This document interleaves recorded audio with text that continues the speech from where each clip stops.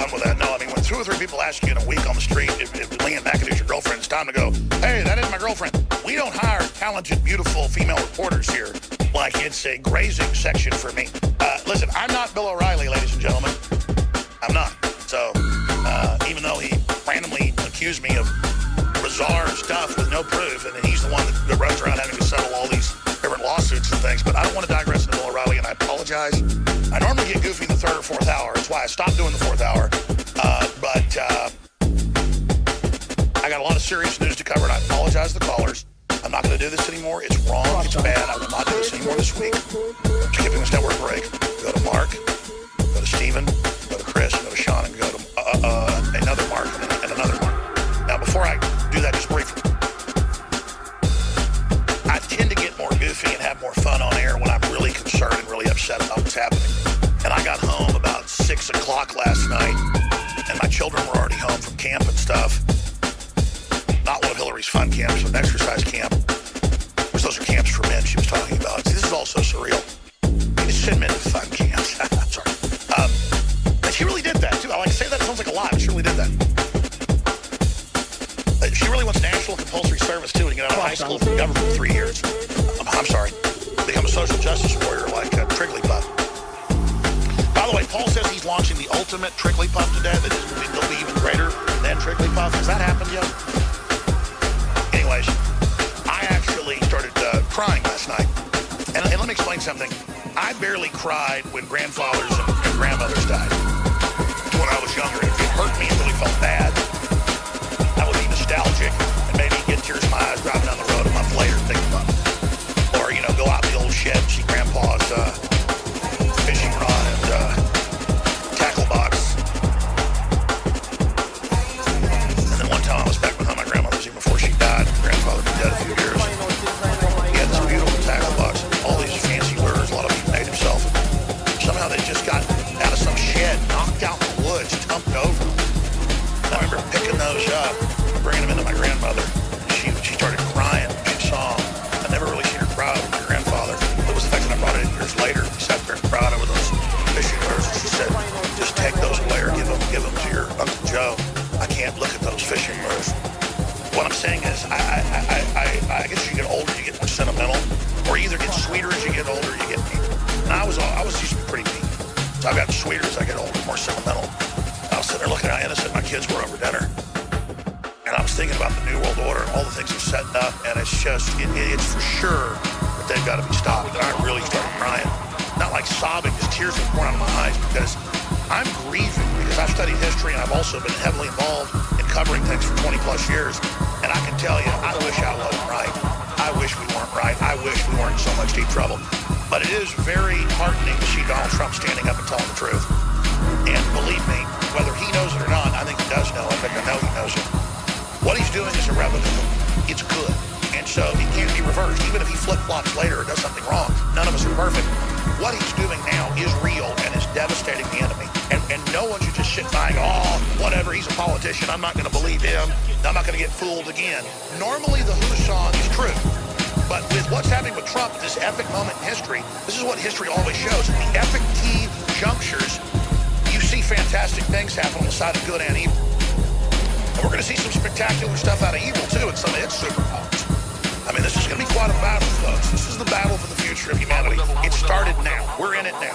We're in the big move towards whatever the elite call it the singularity. The Bible calls it Armageddon. They believe they become gods at the end of this.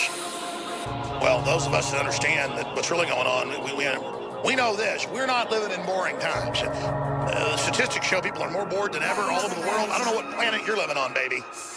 But I get why people are into sports and kind of petty stuff because you're in this galaxy with hundreds of billions of galaxies, trillions of galaxies around you now, they photograph.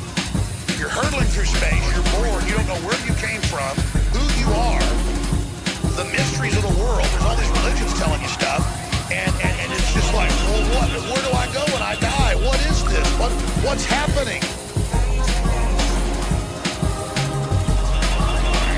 Well, the Bible says you're a sentient creature made in the image of God. And you have the power to build incredible systems, which we've now seen we were able to do. And that there are evil interdimensional entities that are fallen that want to take control of you, to have you build them something in this dimension, a.k.a. Buckaroo Banzai. I'm courtesy you, Buckaroo Banzai. And whether that allegory is an accurate way to see it or whether it's the truth, when you do the deep enough research, you just come up to that point, you go, oh, wow, every major religion said this is what's at the bottom of it. And you know what? The elite believe they're getting knowledge from the other side. And you know what? The Wedgwoods, the Galtons, the Huxleys, the Darwins, they all entered and created about 200 years ago. And within 50 years, 2 or 3 generations in, most of the kids were mentally ill, brain dead, but others were super high IQs, had hallucinations all the time, and would just hallucinate and say, DNA double helix, biometrics, world government, here's the plan. And the British royalty would bring them in with their Royal Institute, and they would listen to this and say, okay, this is the plan, we're going to build it. And I know I sound crazy saying that. That's real history. They like interbred to create super beings that would be like antennas to get this advanced technology. And then they envisioned all this advanced technology. And then they deployed it and had German scientists and others hired and Russian scientists who IQ-wise had even higher IQs to build it. I mean, whoa, if that isn't science fiction, and then like, it's like Avatar. We got these people jacking into these bodies. That's basically what possession is. And again, I'm not saying I've seen that or I know that or I believe that. The elite believe that. At Skull and Bones in Bohemian Grove. Okay, that's it. I'm going to your calls. Let's talk to Mark in Illinois. We're all talking about Donald Trump. Go ahead. Thank you for holding on. I've been out of control today. Go ahead. That's all right, Alex. How you doing? Good. Good, my friend. Go ahead. I love you and I love your show. It's a beautiful day here in southern Illinois. Hardly any chemtrails today, which is amazing because most of the time they got the sky covered with them. And I want to say I don't fault you for giving Leanne a hug. She's a beautiful woman. She's a great reporter too. All your reporters. No, I know, but just when it becomes a distraction, you know, about that, and of course the people say, "Oh, God, she's upset about it. Let's talk about it more." No, I'm just saying, gossip about this show is a diversion from what the New World Order is up to. Is my point. I completely understand. And there's a couple points I want to make here, Alex. First, just let me say I've been listening to you for about 8 years now. I also listen to Jeff Reams, Hagman and Hagman, Steve Quayle, and quite a few people online and different other alternative media news outlets and stuff. And I've been listening for about 8 years. And the main point I want to make is that I just think these globalists are willing to do anything when it comes to, to keeping power and staying in control. Well, I mean, look at Hillary. She looks like central casting of a psychotic witch on a power trip. She's the Wicked Witch of the East, meets up with Freddy Krueger, the Joker, and a frumpy weirdo woman, James Bond villain. Yeah, it's crazy. And anybody that's voting for that woman, they have to absolutely know nothing about her. Either that or just not care. Well, now she's worried about Islamophobia in a new speech. That article's up on Infowars.com. Hillary ignores Istanbul ISIS attack and focuses on revenge porn. Isn't that nice? And Islamophobia. They're allowing all this to happen. I mean, it's part of the collapse of civilization.